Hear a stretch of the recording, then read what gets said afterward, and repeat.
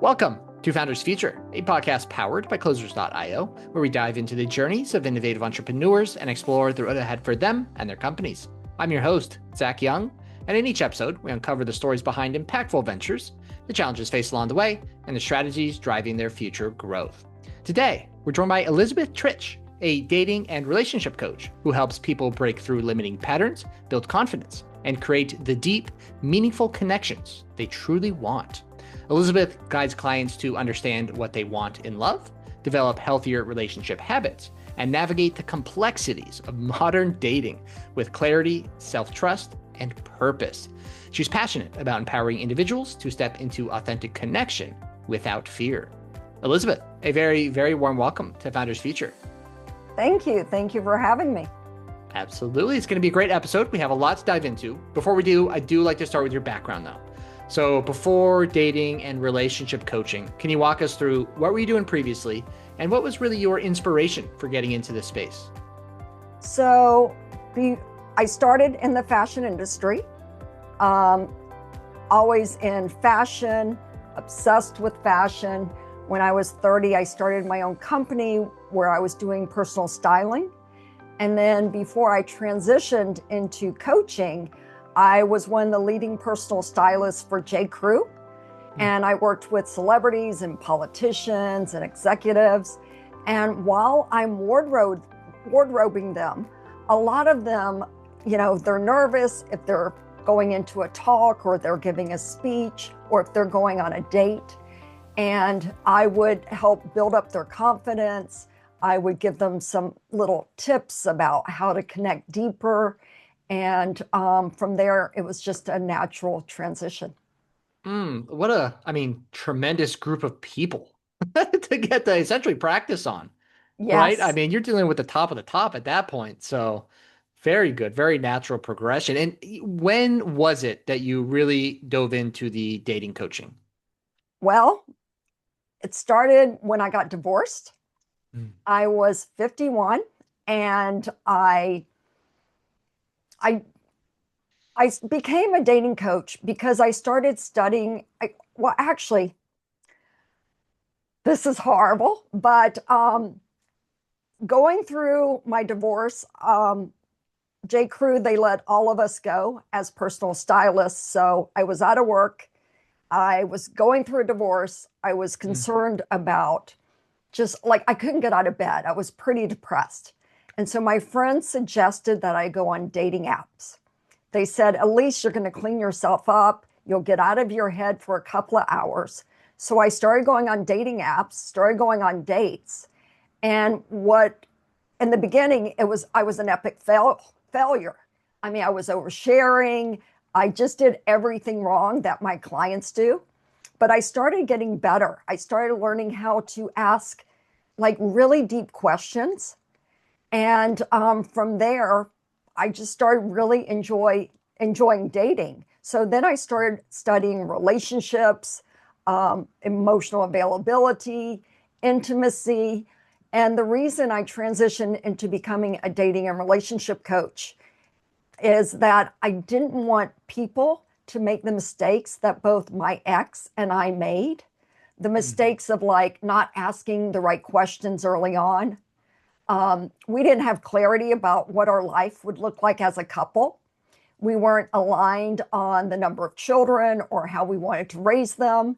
And I found that a lot of people assume that love is enough and the rest will work out.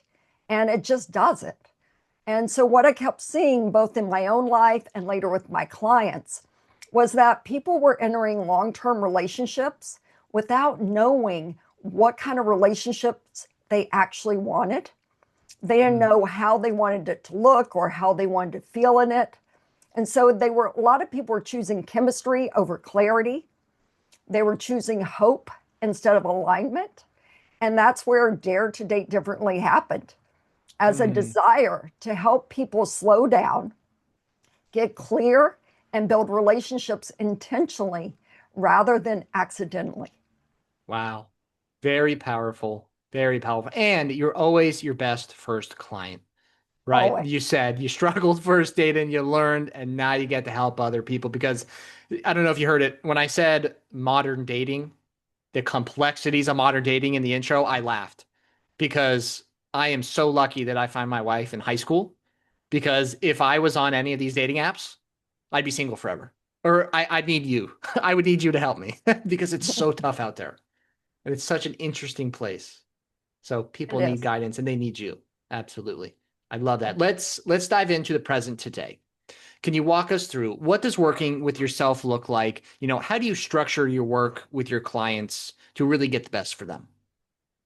So basically, they find me through referrals, through long form content on social media. I do master classes, and they I they book a call because I need to see if they're coachable. I need to see if they're willing, if they're really authentic about what they want and if I can help them.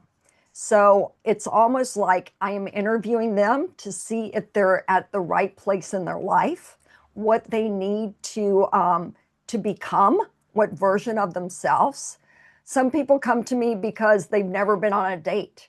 So they want to learn how to go up to someone and talk to them because a lot of people are afraid of rejection.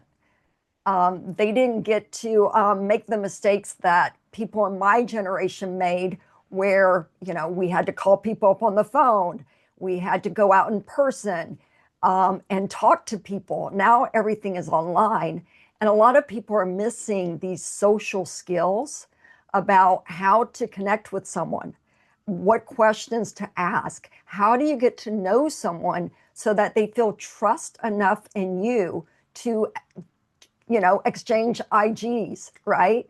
Or exchange phone numbers. So, depending on where they are on their journey, I will put them in to either a program or they might work with me in my one-to-one coaching or I have a VIP 2-day intensive where we go deep for 2 days and then there's follow-up after that. It all depends on who they are and where they are on their dating journey and what they want the end result to be. Got it. Okay. So very, very created around the individual, which I think is very important, right? Because no individual is the same. That is for sure. So are you these days, are you finding yourself mostly working with, individual singles looking to get into relationships, or are you also working with, couples looking to better their relationship? So the majority are singles Mhm. who not only want to get into a relationship, a lot of people want to get married. So those will be my clients who are in their 30s and 40s, some in Mm. their 50s, but the majority who are 55, 58 and up, they're looking for a companion. They're not necessarily wanting to get married, but they do Mm. want a monogamous, committed relationship. Yeah.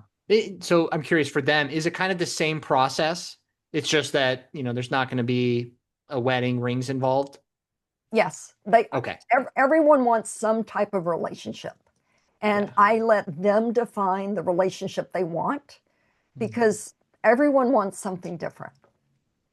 Very true. Very true. So we talked about modern dating a little bit. I'm Mhm. curious when it comes to the apps, Yes, right? Creating the profile, the reach out. Are you helping with things like that? absolutely. The Oh, majority of my clients actually find the person that they end up in a relationship and or married from dating apps. I mm, strongly recommend them. A lot of it has to do with how you approach it. You've got to have 5 really good photos. They don't have to be professional. They're actually better if they're not professional, or if you do hire a photographer, if they look natural. Um, don't use filters. Don't have any shirtless selfies for the men. Um, it's important for your picture to really paint a picture of who you are. Let's say you love cooking. Have a picture of you in the kitchen cooking. If you're a runner, have a picture of you finishing the finish line. whatever your passions, your interests are, have photos of that. I work with a lot of entrepreneurs and coaches, and they love working. So I want a picture of them in their office because that's their focus. And you want to paint the picture so the other person can imagine, can I imagine myself in this person's life? Or Mm. is there alignment? So the photos are very important. And then the profile, be very, very clear about what you want the end result to be.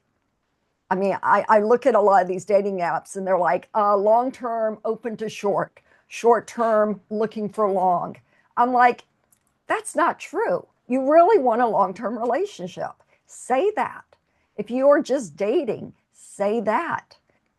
If you just want a 3 or 6 month relationship, say that. Because the more authentic and truthful you can be, the more likely you're going to find someone who wants exactly what you want, and you're not going to be wasting your time or theirs. Very good. When it comes to the initial reach out, sending Mhm. the first message, right? Yes, some people are like, hey, you got to do better than, hey, how you doing? Like your profile, always. whatever it is. Give us some tips there because we need it. So, the most important, I actually have texting scripts. Nice. And I have cheat sheets and scripts. I give people everything they need to go from not knowing anyone to a text to getting into a relationship. So the first thing is most people look at the picture first and then they swipe left or right. Um, More heart centered people, emotionally attuned people will read the profile as well before they swipe left or right. So it's important that if you're that you read the profile, you mention something in the profile or something in the photo. If there's a picture of someone with their dog, oh, what a cute dog. What's your dog's name? Is it this, what kind is it? Would you be open to meeting for a dog run? You know, go ahead and be forward. Mention something in the picture or the profile, and then follow it up with, would you be open to meeting for coffee to discuss your trip in, you know, Tibet or Mm, whatever? But it yeah. So what shows that it shows you're proactive and that you're serious. yeah. So what I'm hearing here, it's be very personal, right? Yes, On your own profile, show your life. What do you love? And then when it comes to the reach out, you got to be personalized to them, right? And yes, that makes a lot of sense, right? I mean, a lot of the dating on these apps or just some of the activity, it sounds very shallow, right? So if yeah, you're actually looking for something serious, let's go a little deeper. yes, yes. Hmm, that And makes a then lot of sense. when you start texting, ask the other person, how do you like to communicate? Because I see so many singles, oh, they didn't text me right back. Well, did you ask them how they communicate? Maybe they prefer a phone call. Maybe they prefer to text to make arrangements, and then they prefer the one on one to actually have a conversation. And that way, you're not resenting them or getting your emotions hurt. You're clear because they've said exactly how they like to communicate. Hmm. Elizabeth brings clarity that we all need. I love it. I love it. We talked a little bit about social media, typically how your clients are finding you. You mentioned Correct. you do a lot of long form content. What does that Yeah. typically look like? Are you putting out just some longer videos, just talking about relationship, dating, maybe your book? Walk us through that process. So I'm actually on all 5 platforms. My long form content is on YouTube. I'll post long videos. Um, I don't post them, my virtual assistant does, but I record them. And so she'll post shorts as well as long form content. She'll also post on Facebook and LinkedIn, TikTok. I have a really big following on TikTok for some reason, and as well as Instagram. Got it. Okay. And I'm curious, you're hitting all the major apps, right? Yes. Yeah. Which one is your favorite and why? Um, I get the best response from TikTok if I go live. I have a lot of people asking me questions, which is awesome. Mhm. YouTube, um, I get a lot of trollers, which I don't mind because anytime someone is going to say something negative, there's something underlying that's that they're coming up against. So I will whatever they'll say, I'll say, well, have you looked at it from this perspective? And I'll try to give them some coaching, be, just because I'm there to serve. Mm. It's very And nice then of you. Not a lot of people are telling their trolls that. oh, yeah, I mean, I'll get the people who are like, oh my God, you're past your expiration date, because I'm a woman of a certain age. And I'll say, do you think that love is only reserved for the young? What's going to happen when you get older? Don't you want to be able to find love at any age? So I Mm, try to turn it into a positive.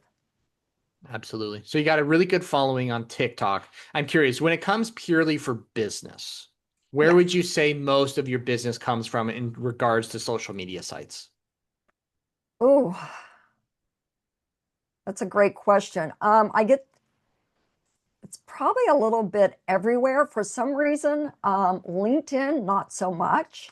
I used to get it from Alignable a lot.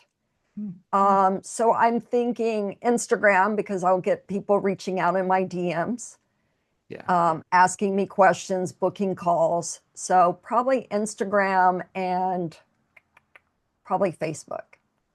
Yeah. That makes sense. That makes sense. And that's all organic. Is that correct? Yes, Yeah. yes. So I they're don't do consuming any, your, no oh, paid ads yet. gotcha. Yeah. Yeah. I'm curious why all organic up to this point? Um, I don't know enough about ads to Hmm. invest in it yet, and Yeah. I don't want to make a costly mistake. Very well said. It's easy to light some cash on fire with ads, that's for sure. Yes. A lot of people they kind of fear ads, right? And for that kind of same thing, hey, I don't really want to throw money on fire. So they can definitely be a great tool though, right? A lot of Yes. people they find organic, it can be inconsistent, right? Yes. Sometimes you just don't really know where your next lead is coming from when they're coming in. Paid ads is that vehicle where after you run it for a little bit, I know if I invest X, I'm going to get Y from it. So it's a Yes. great place for business owners to go. Right. I'll probably be doing ads next year, but Yes. right now, a lot of my content has free lead magnets. Hmm. So from there, I'm able to capture their emails. Yeah, that's big. Very good. Very good. So you said you had a VA, is that correct? Two virtual assistants. Two Yes. VAs. Very good. Do you have Yeah. any other employees or anyone else working with you on the business? Not for me, but I do have a team that I reach out to depending on what the client needs. Huh. Got it. Is So, that like to help you with coaching or? so if they have some maybe some childhood wounds, some emotional things that I am not adept at, I Hmm. will reach out to people that are more qualified that can get them the results quicker. Referral partners. Yes. Very good. Always good to have. Yeah. Absolutely. 2026 is slowly, but also very quickly coming up on us. So Yes. I'm curious, do you have any goals you've set for yourself in the business for the next year you're looking to achieve? Oh, definitely, definitely. To be more visible, to make more of an impact, get my name out there more, do more master classes because the master classes gives them a way of getting to know me over 4 hours, getting their questions answered. And from there, they usually go to booking a call. And if they're the right fit, then I'll enroll them into the program that's right for them. Yeah, love it. Great things coming, and we're gonna Yeah. see Elizabeth in a lot more social media areas next year. And I love it. We need you. So keep Thank it you. going. Very good. Elizabeth, we talked about social media. What are your handles on social media? What's your website we can find you at? Uh, DareToDateDifferently.com. Right. Usually, if you just type in Dare to Date Differently or Elizabeth Tritsch, spelled Tritsch, you'll see me everywhere. There's not a lot Perfect. of Elizabeth Tritches in the world, I'm grateful to say. Got it. That makes reaching out easy. I love that. I have to ask, the book behind you, is that your Yes. book? Did you write it? I am one of 87 authors. And 87. yes, yes. So the book is titled "I'm So Glad You Left Me," and it goes into my the ending of my marriage, and then how I got into building my business. Very good. Where can we find that? On Amazon. Amazon. Good. And that was I'm So Glad You Left Me? Yes. Perfect. Got it I'm there. so glad you left me. Yeah, you kind of got to chuckle when you say that, right? Absolutely, absolutely. It's 88 stories of women who it wasn't necessarily a relationship, just things that have left them or they let go. It's very inspiring. Yeah, I am sure. Well, wonderful. Elizabeth, thank you so much for your time. Absolute pleasure having you on the show today. Thank you. Absolutely. It's been my pleasure. And that will wrap up another inspiring episode of The Founder's Future. To our listeners, if you enjoyed this episode, make sure to go and connect with Elizabeth on all of her social media and her website as well. All of those links will be in the show notes and description down below. And if you are a business owner, specifically a coach, consultant, or agency owner, and you're looking to scale your business, and you really want to enhance your sales and marketing efforts, visit closers.io to hop on a call with our team and discover how we went from 0 to 30 million per year in less than 3 years. Until then, keep on climbing.